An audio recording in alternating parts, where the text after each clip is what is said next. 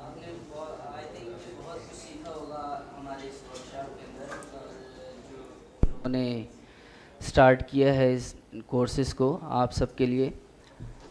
लेकिन इसके साथ साथ जो है इसकी क्लीनिंग भी, जो स्कोप्स की, जो बहुत ज़रूरी है कि आप इसकी प्रॉपर तरीके से जो क्लीनिंग करें, ताकि आप पेशेंट्स को जो है अच्छा बेनिफिट दे सकें। तो इसके लिए ज़रूरी है कि आप उनके सारे पार्ट्स के मतलब आपको पता हो और क्या क्या चीज़ें इसमें इस्तेमाल करते हैं। ठीक है, सबसे पहले तो यह है कि आप जब जैसे प्रोसीजर ख़त्म हो पेशेंट, तो आप स्कोप जो है उनसे लेके इसमें आप एक बॉल के अंदर जो है, एक के अंदर जो है आप सक्शन और एयर को प्रेस करके रखेंगे, ताकि इसमें से एयर भी जो निकलती रहे और पानी भी जो है इसमें से जो है, और ऊपर से जो है आप इसको सक्शन करेंगे। उसके बाद आप इसको स्कोप को जो डिस्कनेक्ट करके, उसके बाद जो अगर आपके पास डिसइंफेक्टर है तो आप उसमें भी जो डाल सकते हैं, लेकिन ये है कि मैनुअली आपको उसकी क्लीनिंग करना जो बहुत ज़रूरी है। तो उसके लिए सबसे पहले तो यह है कि आप जब स्कोप उसको डिस्कनेक्ट करेंगे तो आप इसका एक सेफ्टी कैप जो है वो स्कोप के साथ आता है, आप उसको जो है अटैच करेंगे, ताकि इसके जो इलेक्ट्रिक एलिमेंट्स वगैरह हैं इनके अंदर पानी वगैरह कहीं पे भी ना जाए। उसके बाद आप ज़रा इस चीज़ की तसल्ली कर लें कि आपका कैप जो है मजबूती से, ये सही तरीके से बंद है या नहीं है। उसके बाद आप इसके बटन्स निकालें, बाइप्सी चैनल कैप निकालिए और उनको जो है एंटीसेप्टिक सॉल्यूशन के अंदर जो है आप डालिए। लेकिन उससे पहले आप अच्छे तरीके से इसको ब्रश भी करेंगे। ये एक टिप ब्रश है, आप इसके साथ जो है इसको करेंगे, ताकि अच्छे तरीके से कोई फूड पार्टिकल्स, स्टूल, ब्लड वगैरह कोई भी इसमें चीज़ें हैं वो सब जो है निकल जाएं। उसके बाद जो है आप ब्रश जो है लेके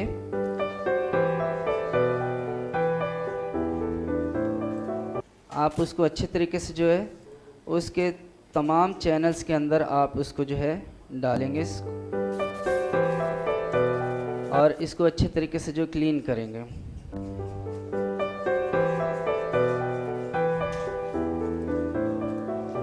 आप इस चीज़ की तसल्ली कर लें कि आपका ब्रश जो है एक तो सही इसमें इसके जो होने चाहिए, और ताकि ये जो है प्रॉपर तरीके से इसकी जो क्लीनिंग करे।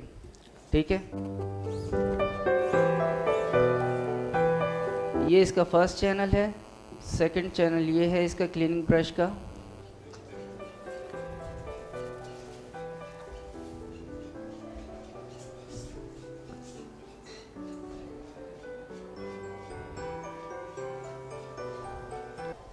ये भी उसी चैनल में से आया। लेकिन थर्ड जो हम लोग करेंगे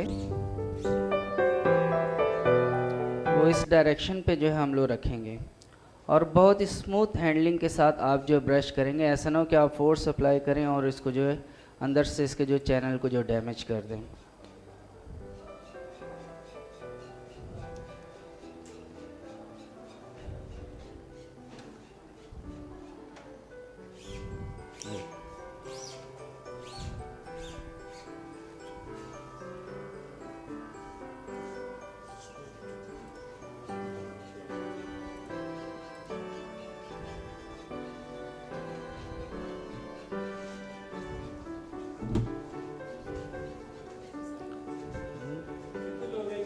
हाँ, एक मिनट। हाँ,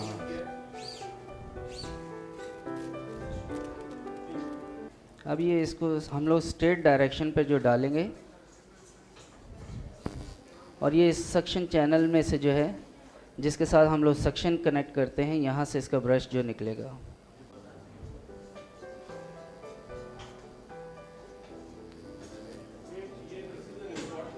ये देखिए यहाँ से जो है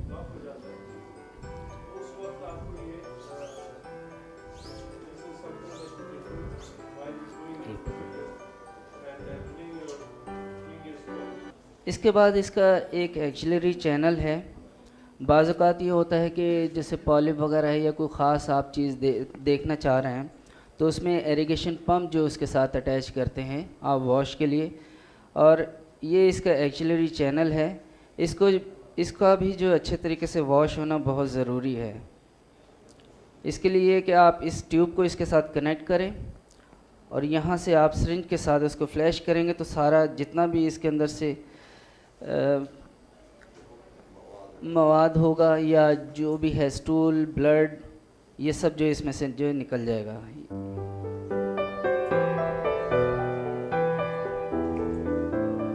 ये सब करने के बाद आप इसका इरिगेशन ट्यूब्स को इसके साथ कनेक्ट करेंगे।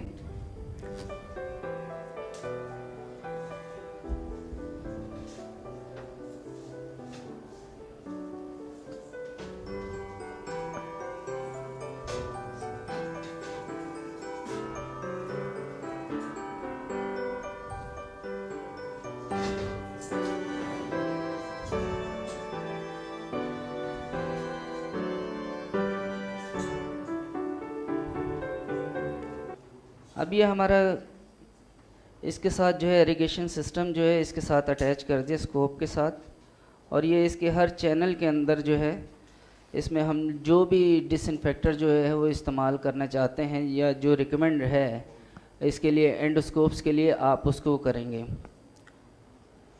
इसके अंदर दो दिए हुए हैं चैनल्स, जिसमें से एक जो सक भी करता है और एक जो है हम लोग जो स्कोप के चैनल्स हैं उनको फ्लैश भी करता है।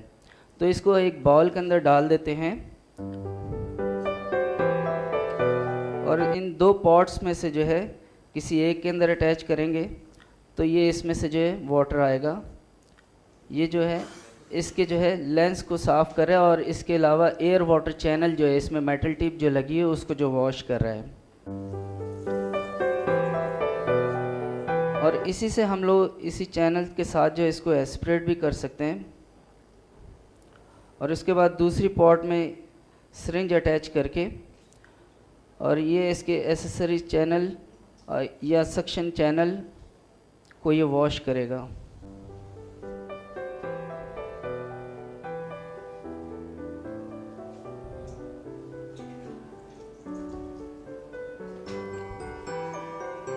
ये सब करने के बाद आप जो है इसको डिसइंफेक्टर के अंदर जो है इसको डालेंगे ताकि ये स्कोप जो है हमारा अच्छे तरीके से स्टरलाइज हो जाए और दूसरे पेशेंट के लिए इस्तेमाल के काबिल हो जाए। इसको जो हम लोग इस्तेमाल करते हैं वो साइडेक्स है, ग्लूटाल्डिहाइड 2% के नाम से सॉल्यूशन आता है और डिफरेंट ब्रांड्स के प्रोडक्ट्स आती हैं जिनके ज़रिए से आप जो है इसको जो है स्टरलाइज जो कर सकते हैं। और उसमें टाइमिंग और उसके डेज़ भी दिए होते हैं। आप इस चीज़ का ख्याल रखें कि जो इसकी लिमिट दी है आप उस लिमिट के मुताबिक ही जो सॉल्यूशन को जो इस्तेमाल करें।